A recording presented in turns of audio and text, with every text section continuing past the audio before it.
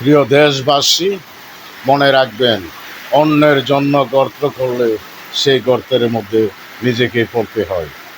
নরেন্দ্র মোদী, ইন্ডিয়ার নরেন্দ্র মোদী বাংলাদেশের রাজনীতি সেই নষ্ট করেছে। শেখ হাসিনাকে দেশ থেকে তাড়িয়ে দিয়েছে। কার জন্য? শেখ হাসিনাকে এই উৎসাহ দিয়ে এই দুর্নীতি করার সুযোগ করে দিয়েছিল এই নরেন্দ্র মোদী। এখন সেই নিজেই সেই গর্তে পড়তে যাচ্ছে।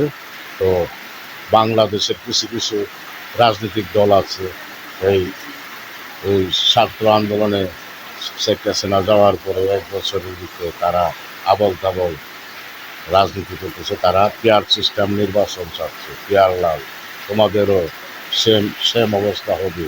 চান্দুরা, তোমরা এখন আন্দোলন করতেছে পিয়ার লাল, পেয়ার সিস্টেম নির্বাচন দিত।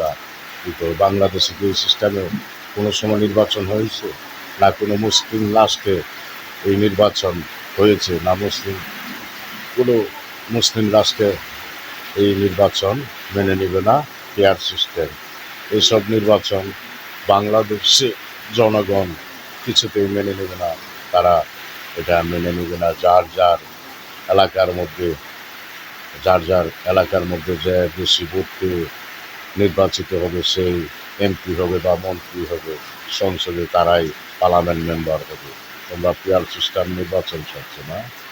হ্যাঁ, হ্যাঁ, এসব নির্বাচন বাংলাদেশে চলবে না। অতি শীঘ্রই ভালো হয়ে যাও, আত্মসমর্পণ করো, ইসলামের প্রতি তোমরা সম্মান দেখাও।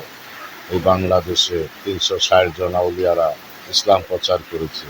ওদের মাজার ভাঙবা, আউলিয়াদের বিরুদ্ধে কথা বলবা, নবীজির বিরুদ্ধে যা খুশি তা বলবা, পেয়ার সিস্টেম নির্বাচন চাইবা।